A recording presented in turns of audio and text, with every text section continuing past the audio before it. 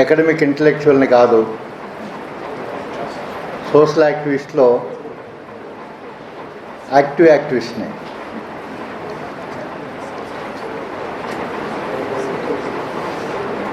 నాకేమో ఒక సబ్జెక్ట్ ఇచ్చారు, పూలే అంబేద్కరిజం, బహుజన్ ఇంటలెక్చువల్స్.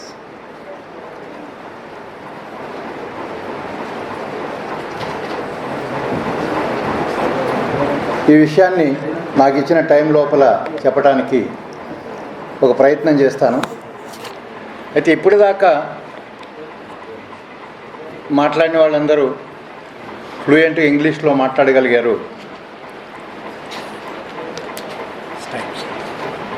నేనంత ఫ్లూయెంట్గా మాట్లాడకపోయినా కొన్ని టెక్నికల్ టర్మ్స్ని ఇంగ్లీష్లో ఎక్స్ప్రెస్ చేస్తాను.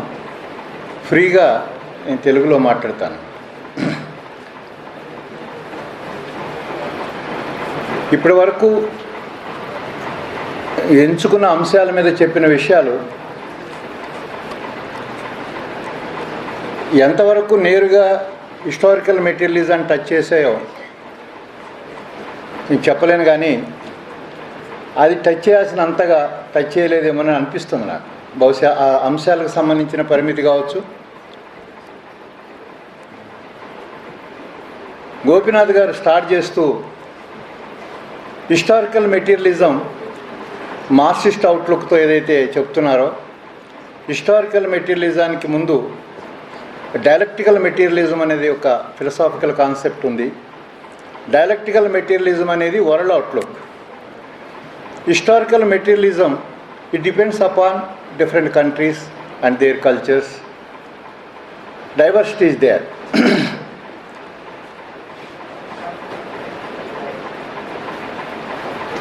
గత్తార్కిక భౌతికవాదం ఒక ప్రాపంచిక దృక్పథం, చారిత్రక భౌతికవాదం ప్రతి దేశ చరిత్రతో సంబంధించిన అంశం అని అనుకున్నప్పుడు,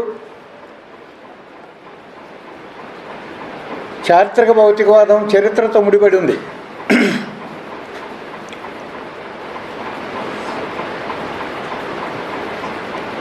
రష్యాలో ఏం చేయాలి, రష్యా సామాజిక ఆర్థిక ఆ దశకు సంబంధించిన స్థితిని బట్టి విప్లవం కోసం ఏం చేయాలో లేని చెప్పాడు. చైనాలో ఏం చేయాలి, అట్లాగే ఏ దేశంలో ఏం చేయాలి అనేది ఆ దేశాన్ని బట్టి ఉంటుందని చెప్పారు. అది సరిపోతుందా ఇండియాకి? సరిపోతే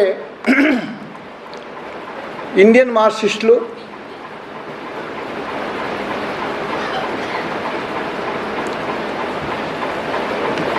ఇండియాలో మార్క్సిజాన్ని అట్లా అప్లై చేశారా? ఇండియా పరిస్థితులు ఇండియాకు అనుగుణంగా ఉంటాయి కనుక ఇండియన్ హిస్టారికల్ మెటీరియలిజాన్ని ఎక్కడైనా రికార్డ్ చేశారా అనేది పరిశీలించకుండా నాకు ఇచ్చిన సబ్జెక్ట్లో Phule Ambedkarism, historical materialism Marxist outlook అయితే, మార్క్స్ చెప్పడం చేత అది మార్క్సిస్ట్ అవుట్లుక్ కావచ్చు, కానీ it's a science. Marxism is a science of sciences. Historical outlook కూడా సైంటిఫిక్ అవుట్లుక్తోనే. దాని అనాలిసిస్ డీటెయిల్స్ వెళ్ళొచ్చు. నేను అనుకుంటాను ఇండియన్ మార్క్సిస్టులు ఎవరు కూడా ఎంఎన్ రాయ్ దగ్గర నుంచి రఘుపతి రాఘవ సీతారాం యేచూరి దాకా ఎవరు మినహాయింపు లేకుండా ఇండియన్ హిస్టారికల్ మెటీరియలిజాన్ని టచ్ చేయలేదు అని చెప్తున్నాను. లేదా వాళ్ళు చెప్పింది ఇండియన్ హిస్టారికల్ మెటీరియలిజం కిందకి రాదు. పెట్టిన సబ్జెక్ట్ ఏమో హిస్టారికల్ మెటీరియలిజం. మరి పూలే అంబేద్కర్ లెవెన్ హిస్టారికల్ మెటీరియలిజం గురించి మార్క్సిస్ట్ అవుట్లుక్తో చెప్పారా, లేదంటే పూలే అంబేద్కరిస్ట్ అవుట్లుక్తో చెప్పారా? ఇది చెప్పాలి. నేను చాలా కష్టమైన సబ్జెక్ట్ ఇచ్చారు నాకు. ఈ సంక్లిష్టతలోకి ఎవరు వెళ్ళట్లేదు. అచ్చగా హిందూయిజాన్ని మాట్లాడడం అంటే 10 గంటలు మాట్లాడవచ్చు. అచ్చగా బ్రాహ్మణిజాన్ని గురించి మాట్లాడడం అంటే ఇంకా 10 గంటలు మాట్లాడవచ్చు. కానీ ఎక్కడ ఇండియా ప్రపంచంతో డిఫర్ అవుతున్నది, ఎందుకు డిఫర్ అవుతున్నది అనే అంశాన్ని ప్రాథమిక అంశంగా తీసుకోకుండా దాని గురించి ఎన్ని బిల్డప్లు ఇచ్చినా బిల్డింగులన్నీ కూలిపోతాయి. అందుకని నేను ట్రై చేస్తున్నాను. గోపీనాథ్ గారు ప్రారంభించిన దగ్గర నేను నా సబ్జెక్ట్ చెప్పడానికి ప్రయత్నం చేస్తున్నాను. గతి తార్కిక భౌతికవాదం ఒక ప్రాపంచిక సార్వజనీన ఒక తాత్విక దృక్పథం అయితే, ఆ తాత్విక దృక్పథాన్ని ఇండియన్ హిస్టరీకి అన్వయించేటప్పుడు పలు దేశాల లాగా ఇండియా కూడా ఒక దేశంగా చూడటానికి వీలు లేదు. Something specific, not only something specific, it is a unique specific, అరుదైన ప్రత్యేకత కలిగి ఉంది. అరుదైన ప్రత్యేకత కలిగి ఉంది. కానీ at the same time, from the beginning, India has a common, a general, a universal phenomena also. ఎక్కడ చూస్తాం దాన్ని? నేను దాన్ని సింధు నాగరికతలోనూ చూస్తున్నాను. సింధు నాగరికత, హరప్ప నాగరికత, లేకపోతే బీరప్ప నాగరికత, లేకపోతే జాంబవంతుడి నాగరికత, లేకపోతే ఎవరి నాగరికత అనేది ఏ వ్యక్తి పేర్ల మీద చెప్పాలి అనే దాంట్లోకి నేను వెళ్ళాను. ఇప్పుడు వెళ్ళిన వాళ్ళు వెళ్ళారు, దాని మీద విమర్శనాత్మక పరిశీలనాత్మక అంశాలు ఉన్నాయి. నా పాయింట్ ఏంటంటే, అక్కడ ప్రపంచమంతటా తొలి నాగరికతలు ఏదైతే ఉన్నాయో ఆ తొలి నాగరికతల దశలో సింధు నాగరికత ఇండియాలో కూడా ఉన్నది. ప్రపంచవ్యాప్తంగా వర్గ ఆవిర్భావ దశ ఏదైతే ఉన్నదో ఇండియాలో కూడా వర్గ ఆవిర్భావ దశ అక్కడ కనిపిస్తున్నది. ఆర్యులు రాకముందే సింధు నాగరికత ఉన్నది ఒక కోణం అయితే, వర్ణ వ్యవస్థ రాకముందే వర్గ వ్యవస్థ ఇండియాలో దాని పునాదులు మూలాలతో ఉన్నది అనేది మరొక కోణం. ఆర్యులు రాకముందే వర్ణ వ్యవస్థకు ముందు సింధు నాగరికత ఉన్నదనే కోణానికి పరిమితం అయితే చాలదు. ఆర్యులతో వర్ణ వ్యవస్థ వచ్చింది అనుకుంటే, ఆర్యులు రాకముందు ఇండియాలో వర్గ వ్యవస్థ సింధు నాగరికత మూలాల్లో ఉన్నది. అక్కడ ధనిక వర్గం ఉన్నది, విలాసవంతమైన భవనాలు ఉన్నాయి, అధిపతి ఉన్నాడు, రాజభవనం ఉన్నది, పేదలు నివసించే చిన్న చిన్న గూళ్ళు లాంటి ఇళ్ళు ఉన్నాయి, ధాన్యాగారాలు ఉన్నాయి, చుట్టూ గ్రామాలు ఉన్నాయి, మధ్యలో నగరం ఉంది. ఈ నగర నాగరికత అగ్రికల్చరల్ సివిలైజేషన్. అక్కడ వస్తూత్పత్తి ఉంది, స్థిర నివాసం ఉంది. ఆర్యులు సంచార జాతులు, సింధు నాగరికత స్థిర నివాసానికి సంబంధించింది.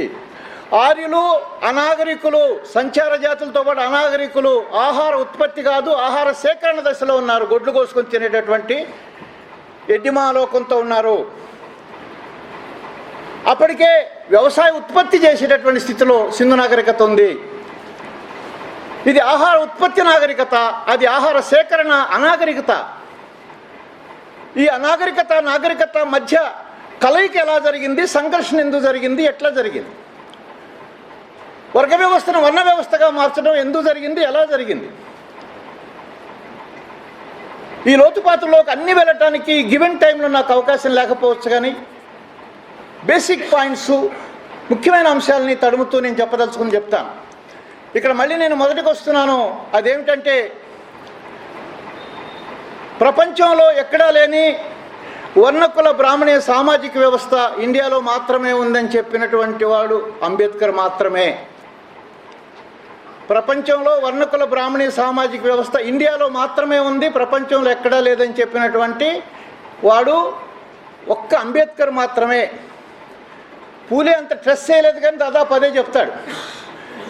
కానీ దాన్ని ఒప్పుకున్న వాళ్ళు ఒక్కళ్ళు ఇంతవరకు లేరు అనేది కూడా మరొక వాస్తవం. లోహియాతో మొదలు పెడితే ఇక ఇండియన్ మార్క్సిస్టులు అయితే చెప్పనక్కర్లేదు. వాళ్ళు ఇండియన్ మార్క్సిస్టులు అనడం కంటే గాంధీస్టులు అనడం బెటర్. లేదా శంకరాచార్యుస్టులు అంటే ఇంకా బాగుంటుందేమో. ఒకళ్ళు ఎవరో బొమ్మ కూడా వేశారు. మార్క్స్కి ఏంగిల్స్కి శంకరాచార్యుడు గెటప్ ఇచ్చి బొమ్మలేశారు. అట్లా అనిపించింది పాపం వాళ్ళకి. అందుకని ఇక్కడ నేను ఎందుకు ఇది ట్రస్ట్ చేస్తున్నాను అంటే, లోహి అంటాడు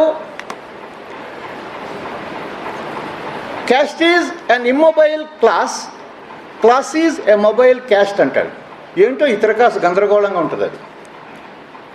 కులము చలనరహిత వర్గము, వర్గము చలనసహిత కులము అంటాడు. ఎందుకు ఈ సూత్రీకరణ చేశాడో తెలిసిన, మార్స్ అనే మహనీయుడు ఇండియాలో స్వయంపోష గ్రామీణ ఆర్థిక వ్యవస్థ అనేది ఒక ఘనీభవించినటువంటి స్థానం లాంటి వ్యవస్థగా ఉంది. దీని గర్భంలోంచి సంఘర్షణ కానీ సంఘర్షణాత్మక మార్పు కానీ రానిచ్చే పరిస్థితి దీనికి లేదు. ఎందుకు ఇలా ఉందో కానీ ఇది ఉంది, ఇది ఒక ప్రత్యేకమైందని చెప్పి మార్పుకి అనుకూలంగా లేని ఒక ఘనీభవించినటువంటి స్వభావం కలిగిన వ్యవస్థ ఇక్కడ ఉందని ఏదైతే మార్క్స్ చెప్పాడో, అంతేకాకుండా ప్రకృతి మీద మానవుడు శాస్త్రీయంగా ఆధిపత్యాన్ని పైచేయిని సాధించి మూఢనమ్మకాలకి గురికాకుండా ఉండేటువంటి చైతన్యంతో అభివృద్ధి చెందాల్సిన స్థానంలో ఇక్కడ ఒక కోతికి ఆవుకి సాష్టాంగపడి మొక్కుతున్నటువంటి దౌర్భాగ్యపు స్థితి ఈ దేశంలో ఉందని చెప్తాడు. ప్రకృతి మీద మనిషి చైతన్యము జ్ఞానము పైచేయి సాధించాల్సిన చోట మనిషి మీద అజ్ఞానం పైచేయి సాధించడం అనేది జరుగుతుందని చెప్పి చెప్తాడు. ఇదంట లోహియాకి బాధేసిందట. ద ప్రైడ్, ఇప్పుడు ఏదైతే పరువు హత్యలు అంటున్నారో, కులాంతర్వాహం జరిగితే పరువు పోతుందట. ఎవరికి? పై కులం వాళ్ళకి. అట్లాగే ఇండియా పరువు కూడా పోయింది అనుకున్నాడు ఆయన.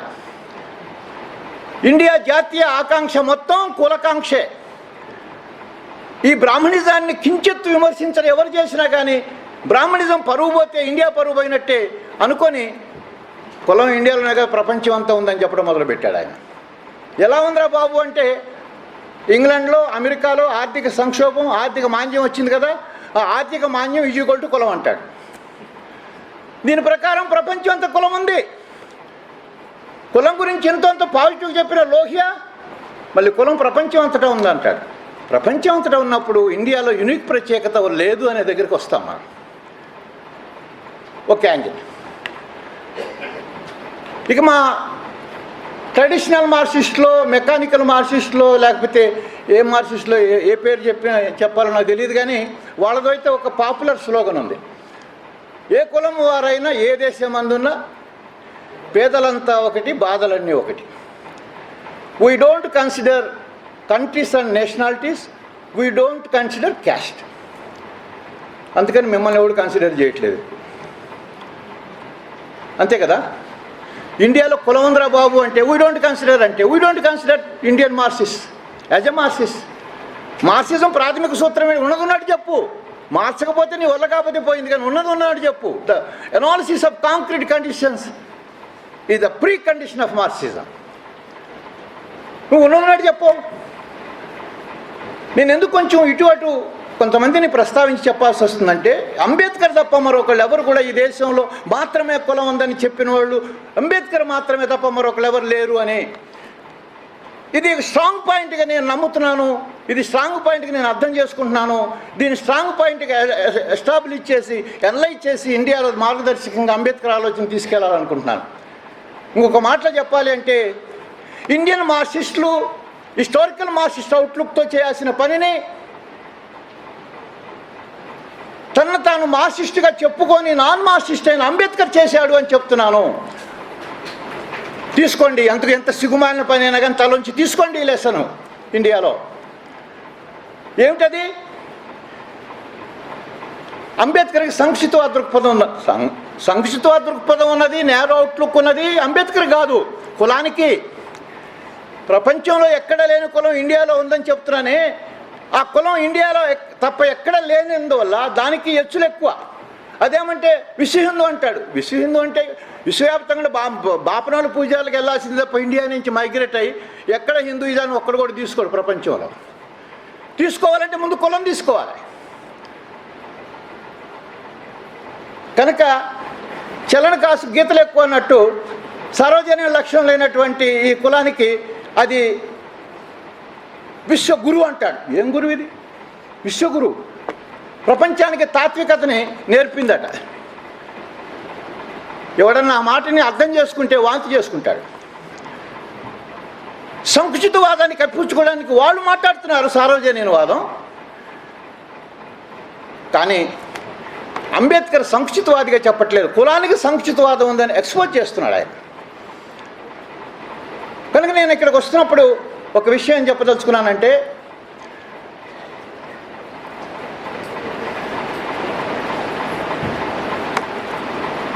అంబేద్కర్ ప్రపంచంలో ప్రతి వ్యక్తి ఏదో ఒక వర్గానికి చెంది ఉంటాడు అని మార్క్స్ ఏదైతే చెప్పాడో అది ఒక చారిత్రక సత్యం అని నేను ఒప్పుకుంటున్నాను. ఇలా ఒప్పుకోవటాన్ని కొంతమంది నన్ను అంబేద్కర్ ఏంటి మార్క్సిస్ట్ టెర్మినాలజీ మాట్లాడుతున్నాడని చెప్పి అపోహపడవచ్చు. దానికి నేను చేయగలిగింది ఏం లేదు. ఎందుకని? It's a historical fact. ప్రపంచంలో ప్రతి వ్యక్తి ఏదో ఒక వర్గానికి చెందుంటాడు అన్న విషయం ఒక సత్యం, చారిత్రక సత్యం. అది మార్క్స్ చెప్పడం చేత సత్యం అవ్వలేదు, సత్యం అవటం చేత మార్క్స్ చెప్పాడు.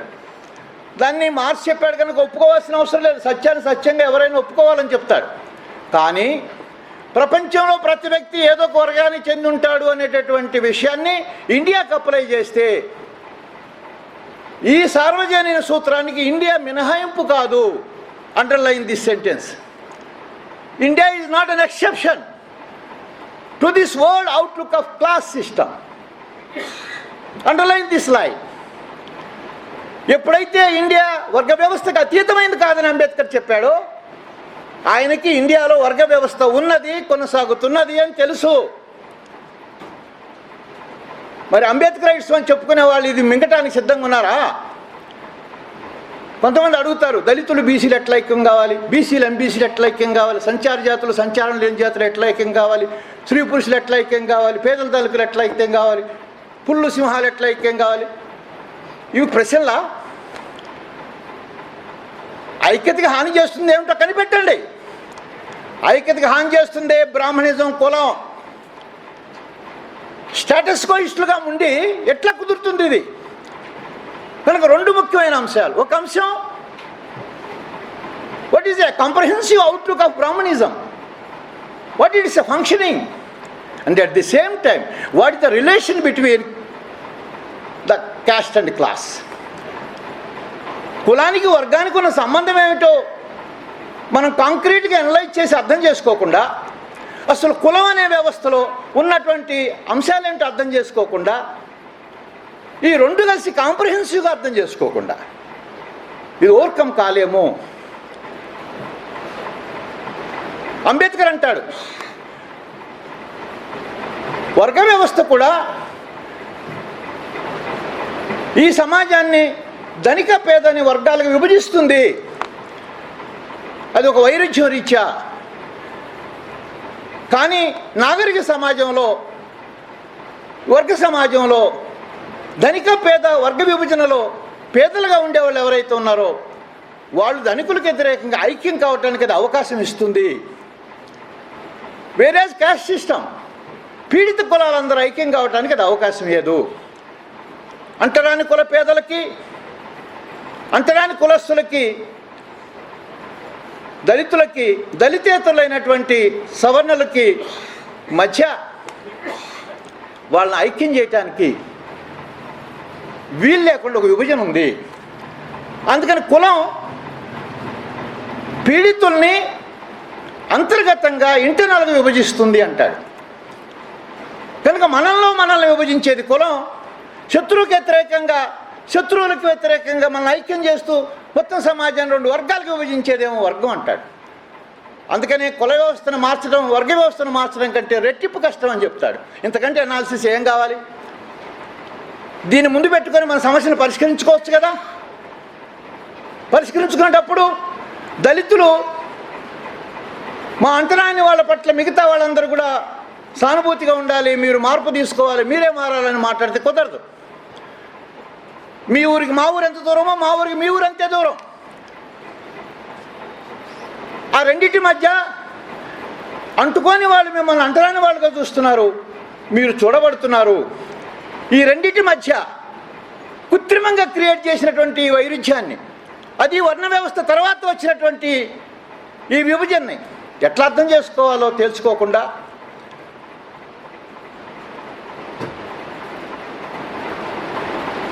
మహాత్మా జ్యోతిరావు పూలే శూద్ర అతిశూద్ర బహుజన అనే మాట ఎందుకు వాడాడో అర్థం చేసుకోకుండా, అంబేద్కర్ అన్నట్టు బ్రాహ్మణిజానికి క్యాపిటలిజానికి రెండింటికి వ్యతిరేకంగా మనం ఐక్యం కావాల్సిన అవసరం ఉందని అర్థం చేసుకోకుండా మనం వేసుకుంటున్నటువంటి ప్రశ్నలకి సమాధానాలు దొరుకుతాయా?